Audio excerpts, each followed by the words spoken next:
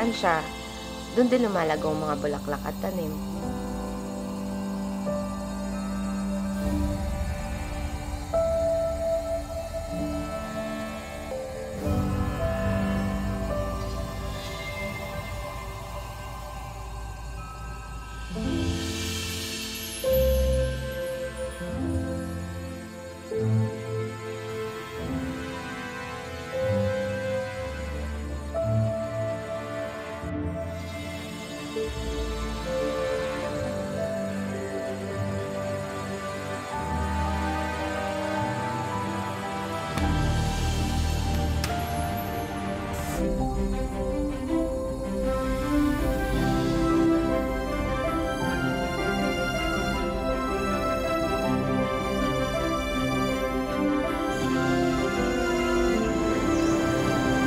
Mabait si Marie makiling, pero napuso ng mga taong pagiging matulungin niya.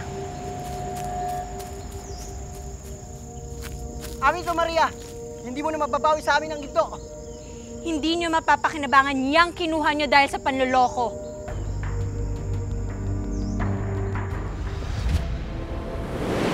Ba't, Marie?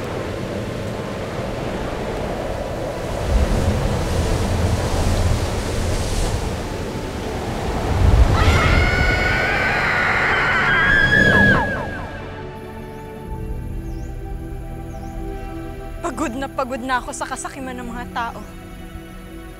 At dahil dito, ito na ang huling pagkakataong makikita niyo ako.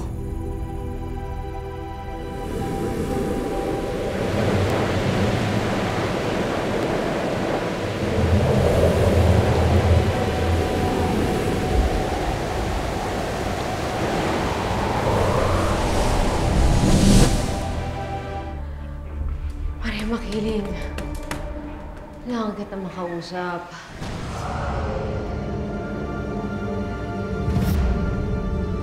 Amira.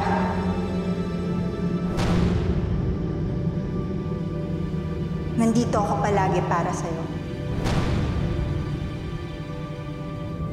Pareho tayo ng pinagdaan. Ang kabutihan natin, pinalitan nila ng kasamaan. Kaya ako pinadala sa'yo si Magnolia para tulungan ka. At ibibigay ko lahat ng pangangailangan mo para maisakatuparan ang ating mga napag-usapan. Hindi ko makakalimutan ang lahat ng binigay mong tulong sa akin, Maria. Matagal na nating pinaghandaan itong paghiganti mo, Amira.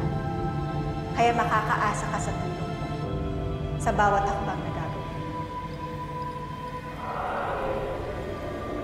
Sinikreto kayo sa akin. Bakit, Amira?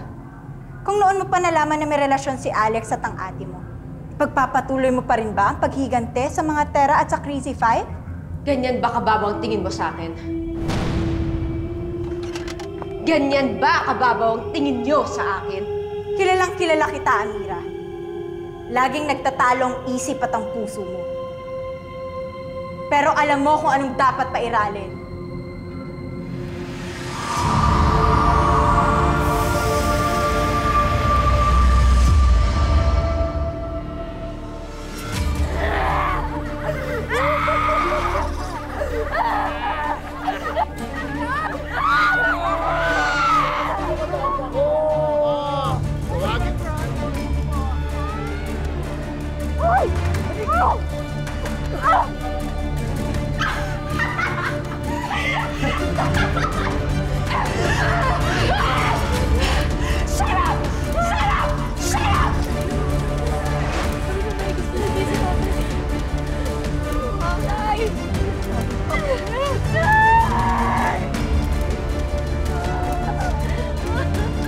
Yung gusto niyo, di ba? Yung mutya!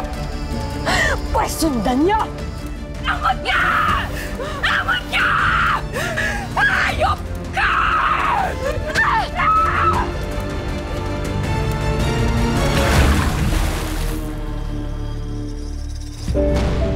Alalahanin mo kung bakit ka bumalik, Amira. Hindi para sa isang lalaki, pero para singilin ang mga walang hiyang taong sumira ng buhay mo. Ang mga taong may kinalaman sa pagpatay sa tatay mo.